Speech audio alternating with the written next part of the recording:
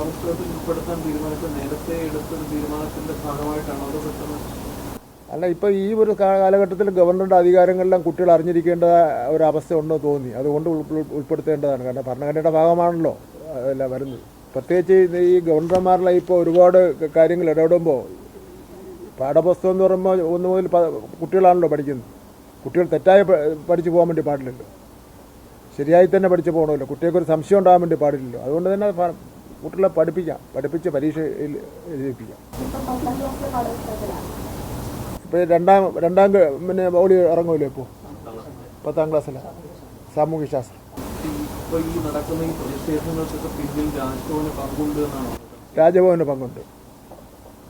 രാജ്ഭവനിൽ office staff എന്ന് പറയുന്ന തിരുവനന്തപുരം ജില്ലയിൽ അറിയപ്പെടുന്ന RSSന്റെ പ്രവർത്തകരാണ്. ഗവർണറുടെ സ്റ്റേറ്റ്മെന്റിൽ പറഞ്ഞിരിക്കുന്ന കാര്യം, താങ്കൾ ഡെലിബറേറ്റഡ് മനഃപൂർവ്വം ഒരു സ്പീച്ച് തയ്യാറാക്കി മനഃപൂർവ്വം കുഴപ്പമുണ്ടാക്കാൻ എന്താണ് ഉദ്ദേശത്തോടെ അവിടെ വന്നു എന്നാണ്. അതൊക്കെ ഒരു വിലയുമില്ലാത്തതും ഒരു ബലമില്ലാത്ത സ്റ്റേറ്റ്മെൻറ്റാണ് രാജ്ഭവൻ്റെ സ്റ്റേറ്റ്മെൻറ്റ് എന്ന് പറയുന്നത്. ഞാനെല്ലാ പിന്നെ ഗവർണറും പ്രസംഗിക്കാൻ പോകുന്ന പ്രിപ്പയർ ചെയ്ത പ്രസംഗം കൊണ്ടല്ലേ പോണത്. ഞാനതുപോലെ കൊണ്ടുവന്നുള്ള കാര്യം സത്യം തന്നെയാണ്. പക്ഷേ ഞാനത് മുഴുവനും വായിച്ചില്ല, ആകെ ഒരു പേജ് മാത്രമേ വായിച്ചുള്ളൂ. അതിലൊക്കെ എന്താ കാര്യം ഇരിക്കുന്നത്? അതുമല്ല പിന്നെ ഭരണഘടനാ ലംഘനമല്ല ആണോ ഒരു പ്രസംഗം പ്രിപ്പയർ ചെയ്തുകൊണ്ട് വരുന്നത്?